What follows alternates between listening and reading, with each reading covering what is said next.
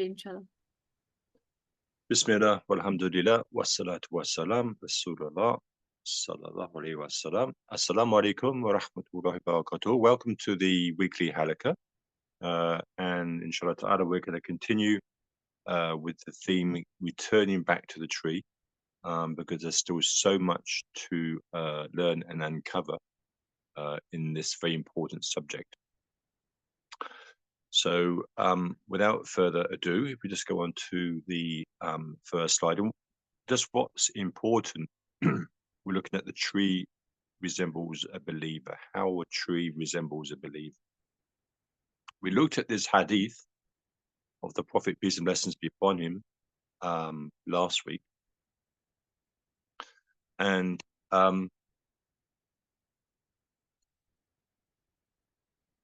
what's important with the halaqah is I just don't want to give you too much information where it becomes information over the top.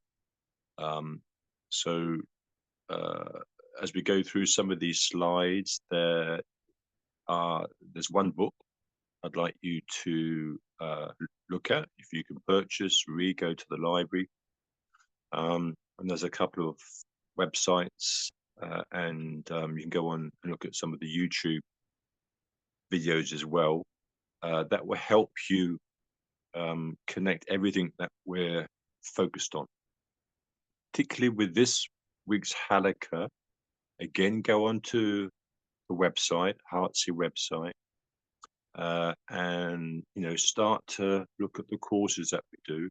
And it really, the courses all really connect very much to this week's lesson. And you'll find a lot of the connections as well. If you go to the SEE YouTube channel, you'll see a lot of the connections there. But you've got to do the work. You've got to get out there. There's no point me just relaying lots of information to you. As students, go out there, research it, and yourself connect the dots. So it's as individuals making the transition to the transformation. But in this hadith, it's a famous hadith, and it's going to connect to the ayat of the Quran in Surah Ibrahim in relation to when Allah subhanahu wa ta'ala talks about that there was a word like a tree. And here in this hadith, the Prophet, peace and blessings be upon him, he has some of the senior companions in front of him, including Abdullah. Now, Abdullah was the son of al-Khattab, and so it's here that the Prophet, peace and blessings be upon him, wants to bring this ayat, which is in Surah Ibrahim, alive. And there's great lessons for us. So the Prophet in this hadith is saying, Rasulullah sallallahu alayhi wa sallam, inna min ash-shajari karujuli al-mu'minin, that verily from the trees, okay, there is a tree like a believer. And now he's asking that question to the companions. And in this famous hadith, it explains that after the question raised by the Prophet himself, peace and blessings be upon him, the companions were programming in their minds the trees that they understood. So as we mentioned last week, first of all, that's a question that we should ask ourselves. How many trees do we actually know? And I think we'll be honest, very limited. But when we go into the hadith and we realize that it was Abdullah, okay, the son of al-Khattab, who knew the name of the tree that the Prophet was asking, but because of the company that was surrounding Abdullah and being in front of the Prophet, peace and blessings be upon him, he felt shy to actually stand up and to say something. And that affected his father, because obviously he wanted, like with anyone with a son or daughter, to stand up and say, yes, I know the answer. But he kept quiet, but related the answer to his father and said, I knew what that tree was. And that's another great lesson, that to instill this connection with the natural world, we're talking about trees here, to our children, and we will come on to. So the prophet here is saying from the trees, okay? So from a range of trees. So where do we see an abundance of trees? We see an abundance of trees in a forest. And we was explaining last week in the halaqah that our home is Jannah. Jannah means the canopy, a canopy of interlocking branches. And to imagine that what is below us on this earth are all of the roots. And when we immerse ourselves into the Quran, every letter, every word, every ayat, we dissect it and we go back to the root letters. So every letter, every word is an ayat, it's a sign, but its roots, it's a root letter. So the whole of the Quran is like a whole sort of picture of roots on every page and throughout, with the canopy above. And this revelation that came down from the heavens to us is like the trine, subhanAllah. And how Allah subhanahu wa ta'ala many times uses imagery in the Quran to bring something alive.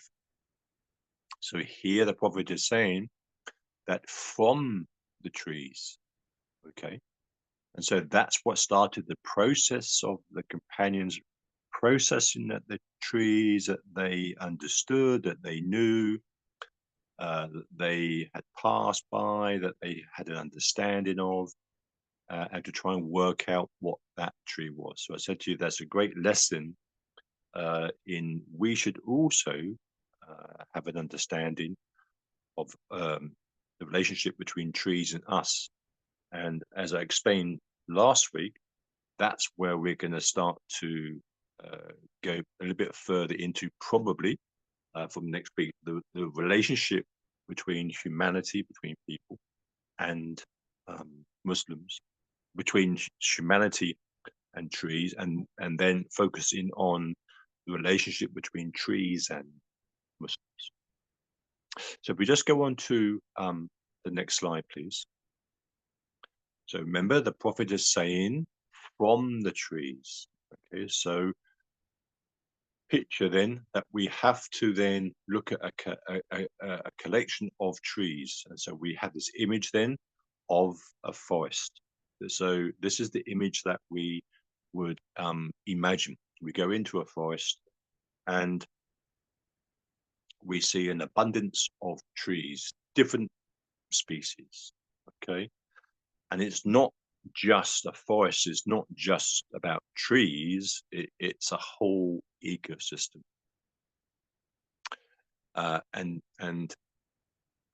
As I explained many times, that when I take students out into the woods and we approach the forest just on the perimeter, the first question I often ask is, what do you see? And sadly, although it's a correct answer, the majority of the response is, I just see trees. But if we look at this picture here, well, we're not just seeing trees. We're seeing, you know, an abundance of fauna and flora just by looking. Imagine if we were there, we were immersing ourselves in this environment, what we could not just see, but also what we could hear. And then by spending time through the year, how everything would change there, and there'd be so many ecosystem zones to explore and to look into.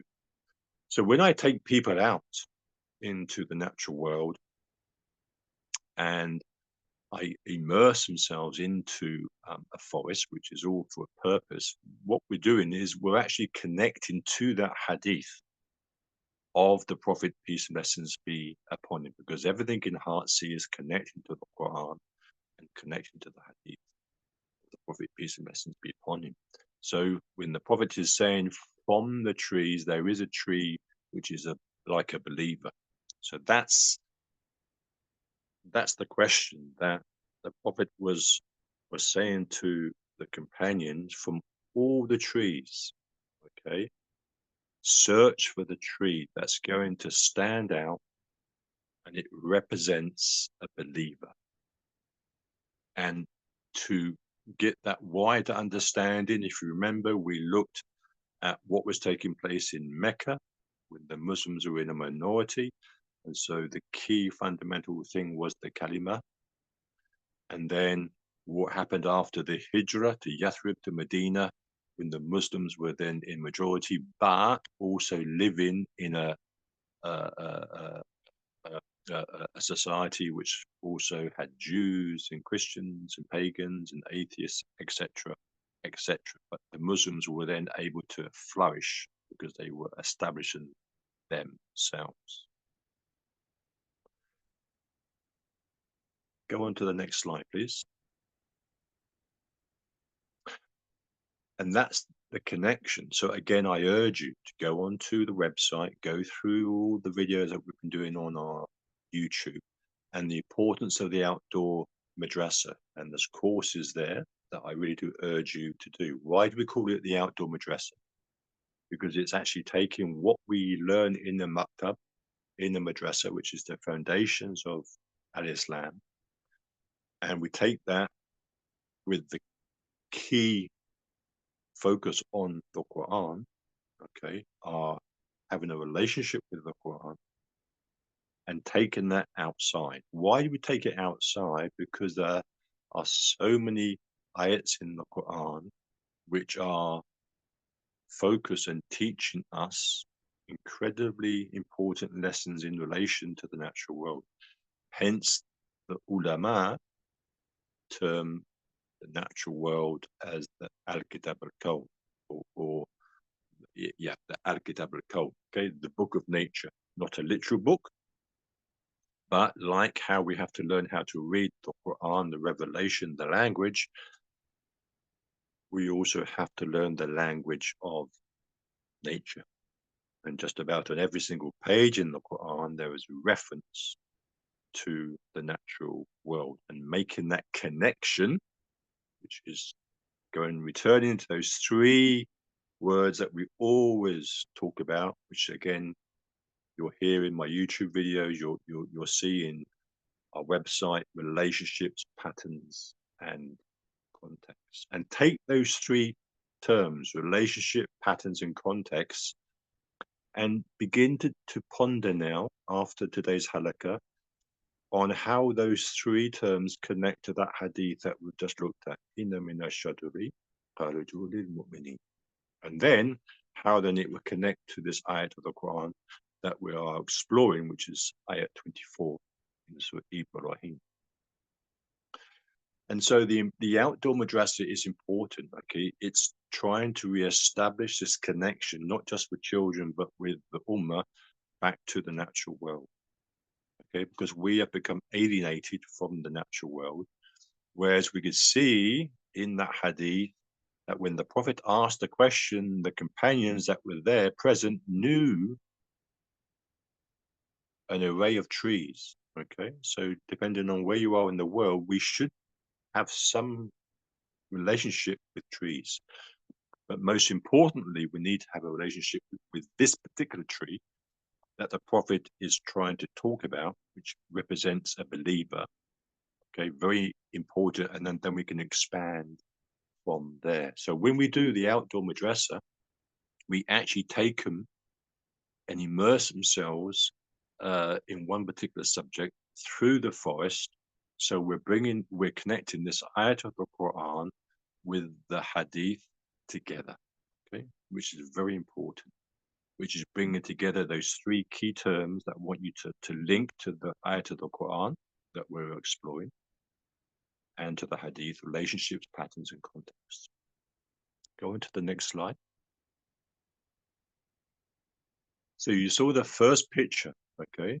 So again, that hadith from the trees, okay? Inna minash shajari, from the trees, there is a tree like a believer. And this slide is pauses. Okay, we're going to pause here, and I want you to pause and to make tafakkur and to make tadabbur.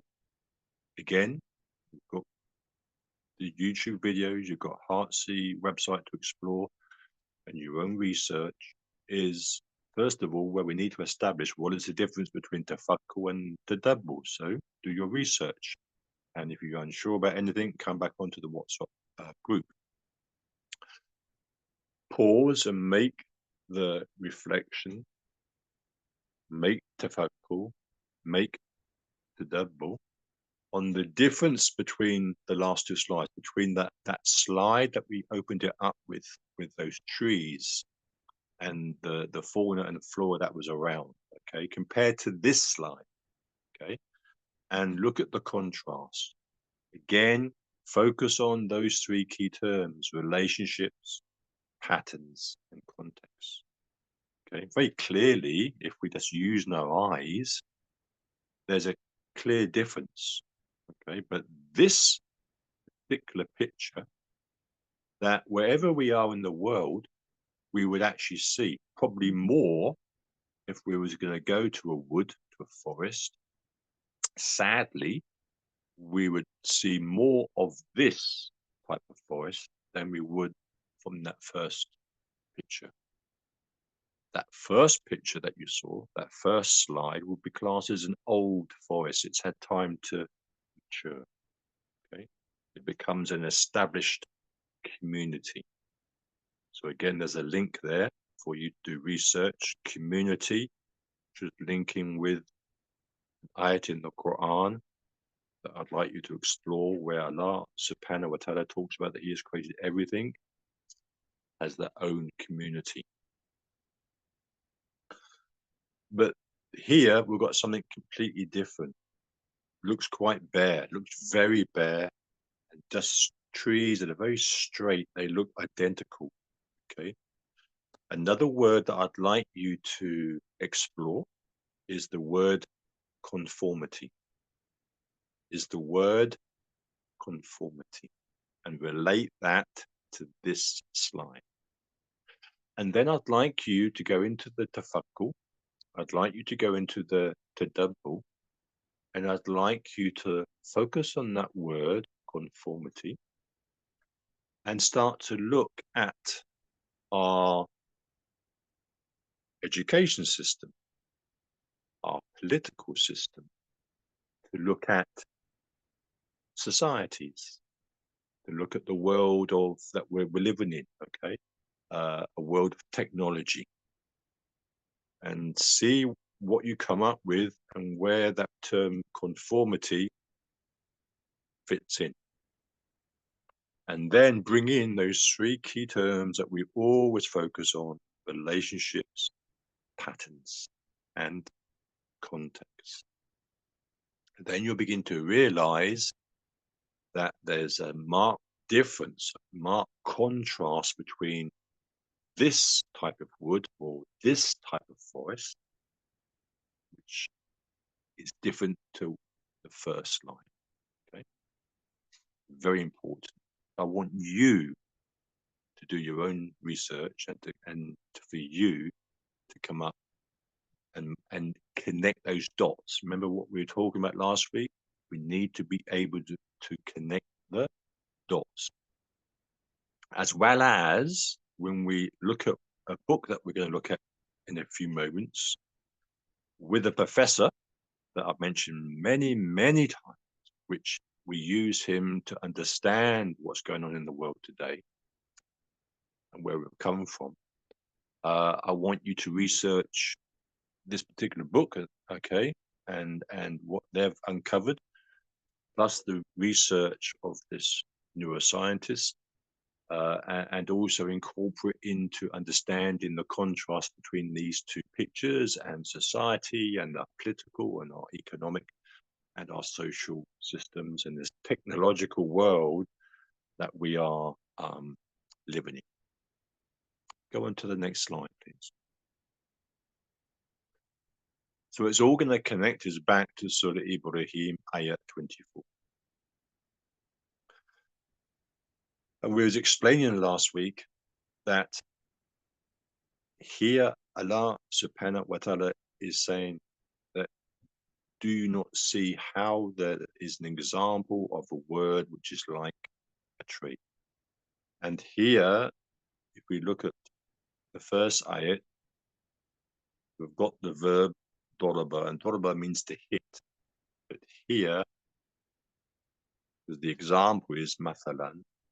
So here Allah subhanahu wa ta'ala is really trying to get us to stop, focus, okay, to think about this important ayat and to search for this tree. It's so important that we could see when we opened up the session today, when we started with the hadith, that the Prophet himself, peace and blessings be upon him, is emphasizing the importance in relation to a tree from amongst trees. Okay, our whole journey started under the canopy in Jannah, and we were told, Adam, our mother, and Eve were told not to go from amongst the trees to a certain tree. And see how now we're on the earth, and Allah subhanahu wa ta'ala is saying that there is a tree which is like a word, and the Prophet is now saying from amongst the trees again, go in search of the tree. Okay? To find this tree, we have to go in search of the tree. It's a journey. Okay? It's not, Islam is not just about, it's not a theoretical religion, it is a deen, it is a whole way of life. And to understand the many, many ayat in relation to the natural world, the universe in the Quran, the Al-Kitab al-Kawn, we have to make a journey to connect with these ayats in the same way that we learn to connect with the ayats in relation to learning the Arabic language, tajweed and nahwa and so on. So when the last subhanahu wa ta'ala, for example, the focus at the moment is on trees, as students, we need then, so if Allah subhanahu wa ta'ala is asking us to focus on trees, then we need to be on a journey to discover what is important about trees. Whether it's reading books, going to the library, doing your research, or there are individuals in the world that become PhD scholars just on trees. It depends, where Allah subhanahu wa ta'ala takes you. But if you're researching trees, which is the whole point of this subject, it is with the correct intention, okay, it is an act of ibadah. It is an act of worship, okay? You are immersing yourselves in the Quran, because all of these ayats in relation to the natural world that we are oblivious to, sadly, today in the world, including many, many, many of our ulama, most sadly, and our Islamic institutes, because we just don't have any relationship or understanding. This is part of our deen. So we've said here that first and foremost, Allah subhanahu wa ta'ala is saying to the Prophet, okay, look for a tree, look for a tree which is like a word. Okay, so just like here in this picture, start to look, but we understand it's not just about the sense of looking, it is about the sense of thinking. So look for the word which is like a tree. Okay, so far we're seeing the image of a full-grown tree, canopy, the trunk. Okay, that's what we are seeing. But obviously, a tree doesn't just appear. So in this ayat, it's a lesson which connects us to tafakkur, but then to step back into tadabbur, we realize that the tree didn't just appear. Okay, it began a journey as a seed. But Allah subhanahu wa ta'ala has given us aql, and of course gave the Prophet aql as well. And to understand, obviously, the tree didn't just appear.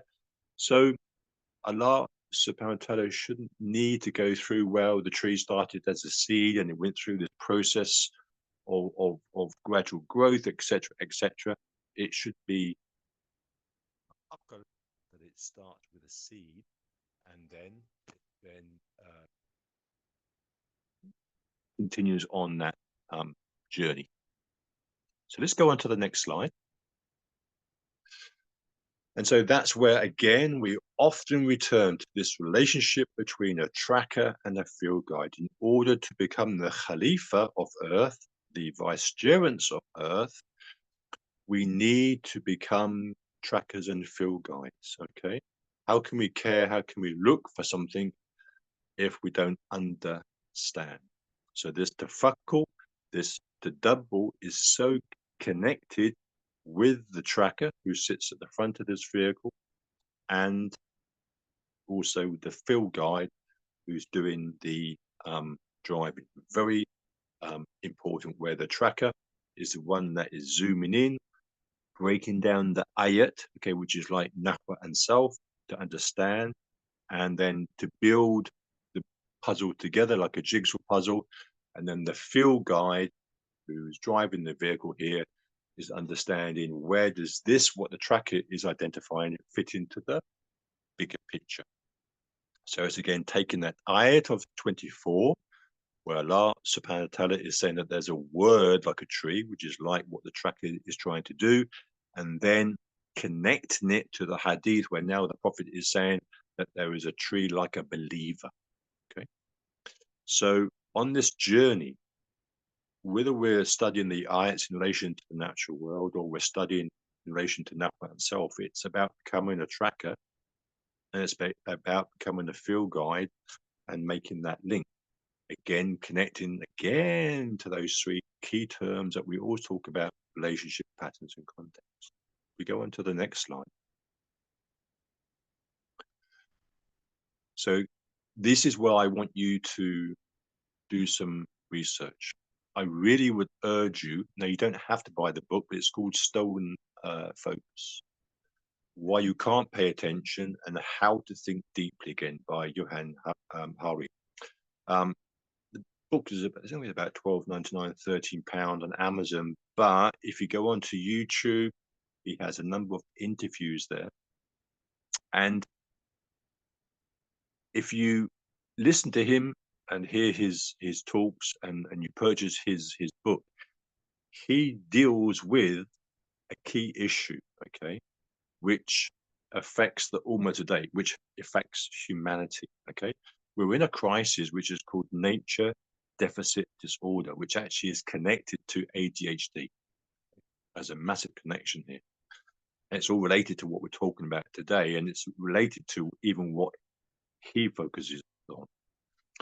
The crisis, or one of the crises that we're in, is that we have the inability to concentrate, okay, to focus, okay, to have attention.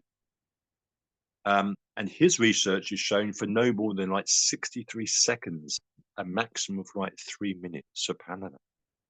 Even if you look at YouTube videos, there was a time there where a YouTube video could be maybe half an hour, 20 minutes. But now people today, and children, just about everyone, doesn't have the ability to focus, concentrate, even for that long, okay? So this halaqah is up to a maximum of an hour. How many people would actually watch it from the beginning to the end? Because he then explains in his book, there's so much going on around, okay? And it's affecting all of our life, the political, it's connected to the political, our economic, our social, our educational systems, okay? And this reason why we are not able to pay attention and focus is all been done deliberately onto humanity. And that's backed up by Dr.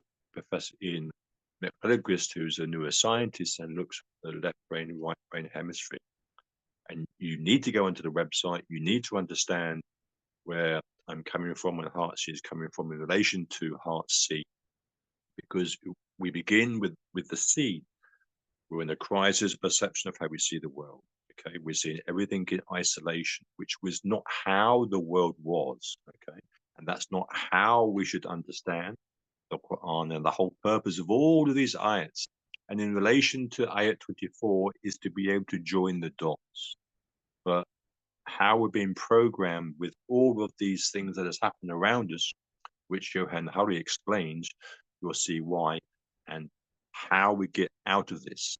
And Heartsea is about understanding the issue and how we address it. Okay, that's why it's called those key principles in the Heartsea, which are there in the website. It all begins with re. It is a return. It is a return from to transition to transformation. Okay, go on to the next slide. So Allah subhanahu wa ta'ala is saying, obviously the tree didn't just begin as a tree. It began on a journey. And there's a very close relationship between the development from the seed of a tree and a sapling and the relationship to the human. And you can just see here a very close relationship, because we're going to explore as we go into next week, and when it takes us into the week after, the vital relationship, the important relationship between people and trees, and of course Muslims, and the importance of trees, and in relation to this tree in Islam. But there's a very close relationship on this growth and development. Okay, the tree is essential for humanity. It's an external organ. If we went to Surah 6, Al-Am, if we went to ayat 98, you can look it up. Just to give you a little bit, Allah subhanahu wa ta'ala says, وَهُوَ الَّذِي أَنْشَأَكُمْ مِنْ نَفْسِ وَحِدَةٍ. It is He who had produced you. So the term ansha'a means to make you grow, to increase, to develop. Okay, so this is the connection between the seed and the sapling and the growth into the tree that Allah subhanahu wa ta'ala is talking about in Surah Ibrahim, and the tree that the Prophet is talking about in relation to the hadith, and the connection with the growth and the development process of humanity, okay, which begins with the first ayat revealed to the Prophet. And then if you then go into Surah 6, Al-An'am, where it focuses on how the process, okay, how Allah subhanahu wa ta'ala made you grow, okay, just by using one word, ansha'a, okay, and then how then there's a relationship then in ayat 99, where then Allah subhanahu wa ta'ala says, وَهُوَ الَّذِي أَنزَلَ means مِنَ السَّمَاءِ مَاءً, rain from the skies, and then talks about the vegetation and all of the produce. So this relationship, okay, which again connects us to the trees as well. Okay, how everything, Allah subhanahu wa ta'ala, it doesn't just happen, it's fully grown. How Allah makes everything grow gradually, and then how Allah subhanahu wa ta'ala makes everything from, as humans grow gradually as well. So when Allah, so the key is when Allah subhanahu wa ta'ala is saying, Alam tara kayfa, do you not see? We're looking at the tree. The command to the Prophet was to look at the tree, but to think, of course, first of all, that the tree didn't just begin as a tree, it began on a journey. That's very important. And this journey is about connecting to everything that is taking place. Go on to the next slide. And this journey is about, we're not just seeing the canopy, we're not just seeing the trunk, but what else is important of the tree, which is what is taking place beneath the ground, okay? Which we'll talk about when we go on further in the coming weeks in relation to the roots, okay? But it is about this close, intimate important interconnected relationship between humanity and Allah subhanahu wa ta'ala's creation. And that's why we have this major crisis today, nature deficit disorder, which has been done deliberately. Okay, and that book will take you on that journey. And then once you've read the book, keep going back to our website, keep going back to the YouTube videos that I talk about, and you'll see that connection and why we established this organization called Hearts SEE. And it starts with, the rewiring, the returning, the rewilding, the reconnecting, all very important. Okay. And this is what we need to do in these 2 slides at the bottom, is to return and to start to think. Okay, so when the prophet is told to look at the tree, but to think about the tree, it didn't just happen as a tree, and to look at the process, the growth of that tree, and then to step back. Okay, when we go back to that first picture of the trees, okay, in that mature forest, it's not just about trees, it's about everything else in that ecosystem that we need to immerse ourselves in and understand, which connects us to, the language of nature, which connects us to when we study the Quran, Nahwa, and so on. And so there's so much that then we could explore when we look at the life of the prophet as a shepherd, okay? And this relationship with the land, okay, with the animals, with the cows, okay? It's not just about one thing in isolation. But that's why Professor Ian McElchrist, in his research on the brain hemispheres, and the book that we just showed you there, is showing a world that is trying to disconnect us from everything, okay, deliberately, through our education, our political, our environmental, and our social and technology. Okay? And that is what is creating many of the problems today and the illnesses, and a world today that needs therapy. Okay, and so we're not saying, as experts say, that there's not ADHD. There is ADHD, but it's now become so much of a crisis that the solution is that they're just looking at the symptoms and dealing with the symptoms, for example, through medication, and they're connecting the ADHD to education and to violence and crime.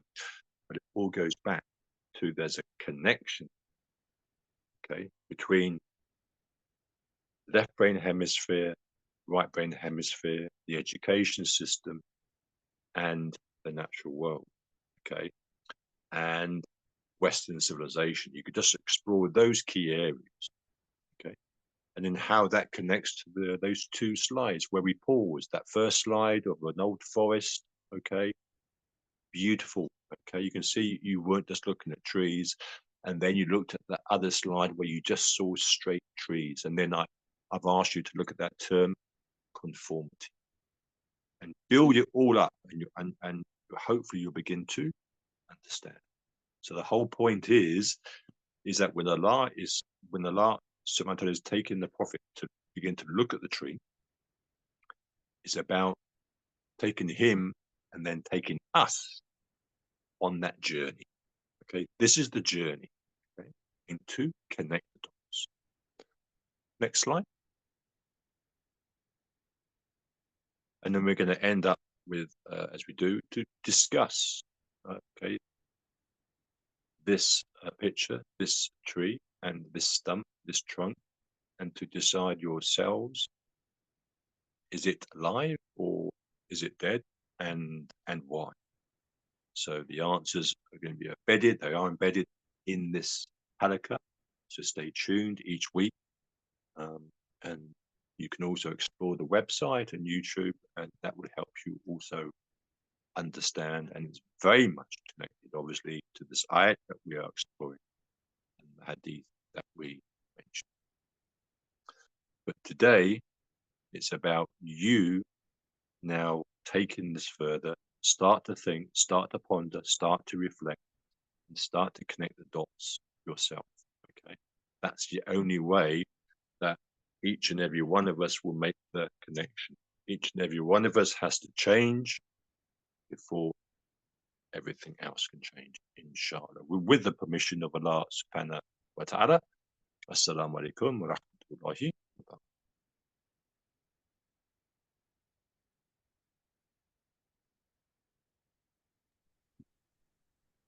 Assalamu alaikum. If anyone's got any questions, Sheikh, if you give the answer to this Halaqah's challenge, because next week we'll have a different one.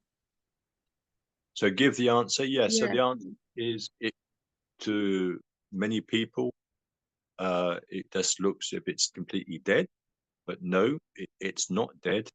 It's very much alive, and the reason why it's alive is because although we cannot see it, okay, it has a strong root system with the fungi. Okay, and we're going to explore as we go through this fungi relationship with roots and a key tree, which is going to connect us to the good tree, and what science is beginning to reveal also. But if you see any tree stump of a particular size, it may look dead, but it is very much alive and is playing a crucial role, as in this clip here, is playing a crucial role with all those other trees. Very much. Assalamu alaikum, Sheikh.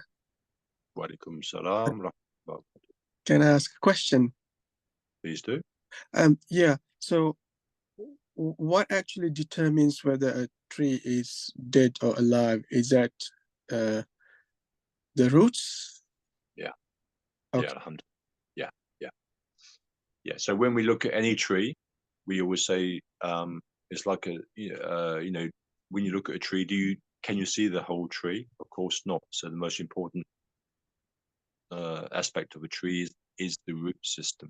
And that's when we explore that ayat 24, where Allah subhanahu wa ta'ala is talking about the word. So the roots are embedded in the ground, and then the branches go high. And that's why, you know, in Islam we have a deep connection. We understand the tree. Our maktab, our madrasas have this image of the tree, and we talk about the roots. So the root for us as Muslims is the kalima. Our salah, our zakat, our fasting falls flat on its face if we haven't it's not about reciting the kalima, it's about it taking over our whole life. And that has to be that root system. So this ayat that Allah subhanahu wa ta'ala is focusing on, obviously first teaching the Prophet, is about where does the growth of the tree, you don't just have a tree. Everything started below the ground, okay? Yeah. Where no one could see what was taking place. So you know, another lesson is you cannot look at anybody, you cannot look at a Muslim and say, oh, he's a disbeliever. Or he's this. How do we know, okay, what's going on inside that root system, and where that seed, even if it's a non-Muslim, where that seed is, or has that seed been planted? And it might take 10, 15, 20 years for the seed to grow, but inshallah ta'ala, then it could grow into this massive tree that Allah subhanahu wa ta'ala mentions Surah Ibrahim, and where the Prophet is trying to teach the companions about this tree amongst other trees, which we'll start to explore inshallah ta'ala next week. Okay. Just another quick question. I was volunteering in a forest in the Lake District, doing some conservation work, and it was a oakwood forest, and then there's holly trees, which they said was invasive species. And we were clearing up the holly trees, and some we could just cut it off, like we couldn't uproot them because it's like strongly connected. So when we cut these trees, would they die or would they regrow? They would, because obviously that root system, they would probably regrow, because that's another whole subject when you look at the invasive species, which opens up another subject, but yes, because that invasive species has established itself. So once it's established itself with its network, as we see today in the world today in so many fields of education, political, economic, then it's very hard to sever that. So so then we have to look at then how do we deal with it, and that's another subject which moves into social change. Right. Okay. Okay. Jazakallah khair. Right.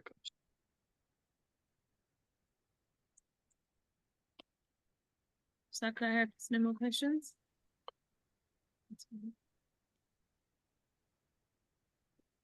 Yeah, you can close up, Michelle. بسم الله والحمد لله والصلاة والسلام على رسول الله. أعوذ بالله من الشيطان الرجيم. بسم الله الرحمن الرحيم. والأصل الإنسان الكس إلى الذين آمنوا وعملوا الصالحات وتواصوا بالحق وتواصوا بالصبر. ربنا آتنا في الدنيا حسنة وفي الآخرة حسنة وقنا عذاب النار. السلام عليكم ورحمة الله وبركاته. Alaikum salam.